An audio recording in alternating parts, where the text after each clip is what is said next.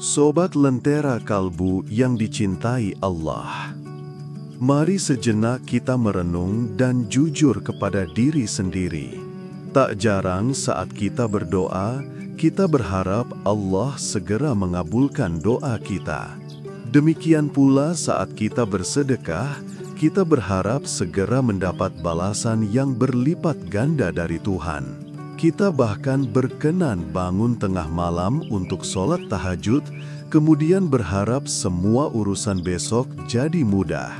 Tapi pernahkah kita sungguh-sungguh merenungkan ini, melakukan hisab diri sebelum hari hisab sesungguhnya tiba?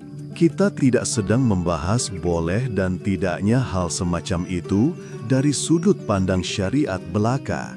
Kita coba merenungi lebih dalam bagaimana hakikatnya makhluk menghamba kepada Tuhannya.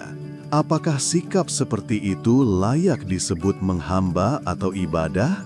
Atau jangan-jangan ini yang sering diwanti-wanti para ulama hakikat dengan kalimat nahi yang cukup menampar. Jangan mendikte Tuhan. Kita sholat lebih khusyuk ketika sedang butuh sesuatu. Kita banyak berzikir saat sedang dilanda masalah. Kita puasa sunnah dengan niat agar urusan dilancarkan. Perlahan, tanpa sadar, ibadah bukan lagi bentuk cinta padanya, tapi jadi kontrak tak tertulis. Ya Allah, aku sudah banyak melakukan amal ibadah, maka Engkau harus memberi aku imbalan. Masa depan dan ilusi kontrol. Tentang masa depan yang kita kira bisa kita genggam. Kita percaya masa depan bisa kita atur. Tapi justru karena keyakinan itu, keresahan tumbuh. Kita mulai cemas, was-was, khawatir belum cukup berbuat untuk mempersiapkan masa yang akan datang. Maka kita merancang, menyusun rencana A, B, C, sampai Z. Kita mengira kecemasan bisa diredam dengan kontrol, tapi hidup ini penuh paradoks. Semakin kita berusaha menggenggam hari esok, semakin hari ini terasa berat. Namun bagi yang paham bahwa masa depan bukan miliknya, melainkan milik Sang Kholik, ia akan memilih untuk hadir, tenang, tentram, penuh rasa syukur di sini, saat ini. Law of Attraction dan ilusi yang tersamar. Hari ini, banyak orang menggantung harapan pada sesuatu yang disebut Law of Attraction. Kita diajari untuk membayangkan, memvisualisasikan, merasakan seolah keinginan sudah menjadi nyata. Dan memang benar, pikiran positif dapat mengatur fokus batin, membuka peluang, bahkan mengubah cara otak menyaring realitas. Karena itu, selama Law of Attraction ditempatkan sebagai bagian dari ikhtiar batin, bukan sebagai sarana mengatur Tuhan, ia bisa menjadi wasilah yang bermanfaat. Karena memang, dalam satu sisi peran spiritualnya, Allah memberi kehormatan kepada manusia sebagai co-creator, bukan creator, melainkan perwujudan kasat mata atas kehendaknya. Seperti daun yang bergerak karena angin, kita hanya objek, bukan sumber geraknya. Mari berusaha selalu ingat bahwa Allah lah yang menggerakkan pikiranku, emosiku, getar hatiku, dan seluruh kukuku yang lainnya. Dengan cara itu, Dia menghadirkan realitas di hadapanku. Silahkan menjalankan hukum tarik-menarik dengan memegang adab tertingginya, menyadari bahwa semua gerakku sejatinya adalah geraknya. Maka sangat merugilah bila manusia mulai merasa seolah semesta wajib tunduk pada frekuensi batinnya, bukan frekuensi batinnya.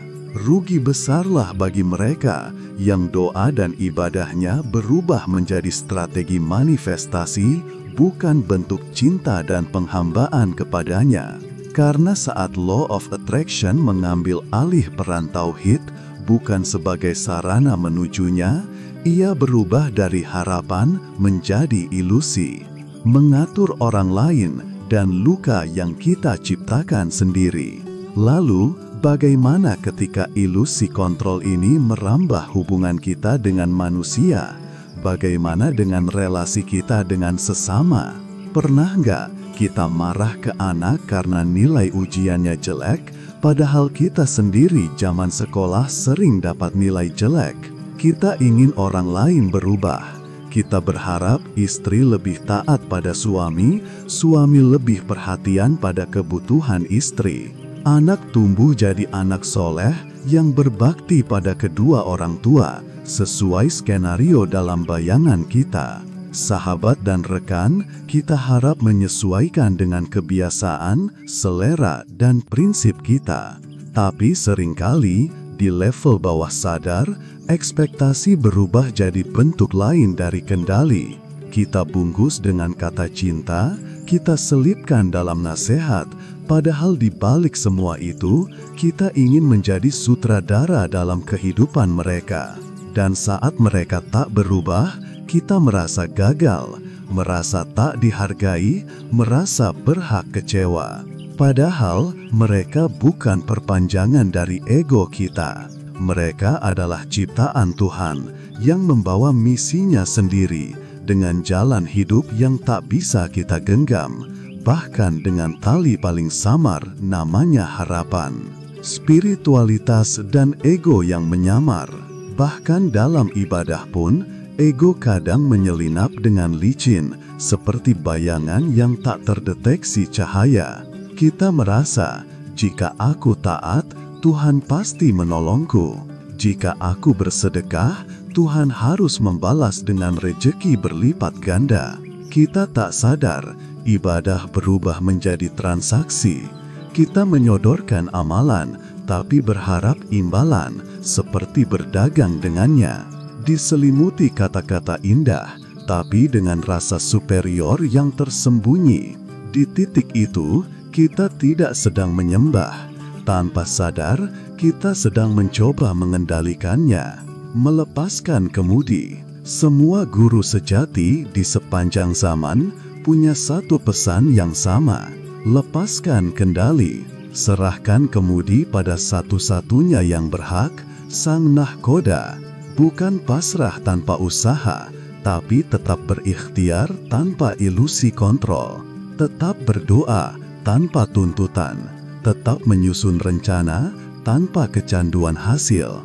Karena justru saat kita berhenti mengambil alih jabatan Tuhan, kita mulai masuk ke zona tuntunannya. Closing refleksi, rahasia para kekasihnya. Mungkin inilah rahasia para kekasihnya. Mereka tetap melangkah, tapi tidak mencengkram. Mereka tidak mengontrol hidup, tapi larut lebur dalam aliran kehendak Sang Ahad. Mereka tidak menarik semesta, tapi ditarik oleh cinta kepada Sang Pengatur semesta.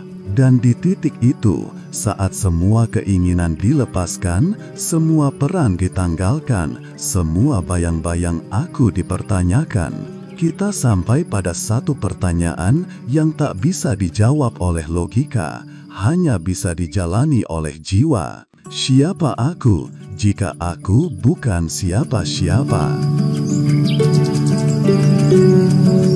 Mari pegang erat prinsip ini, berikhtiarlah sepenuh hati, lalu serahkan hasilnya padanya. Dan sebelum kamu lanjut ke episode 3, tulis di komentar bagian mana dari episode ini yang paling bikin kamu merenung. Mungkin satu kalimat itu akan menjadi cahaya bagi jiwa lain yang sedang mencari arah.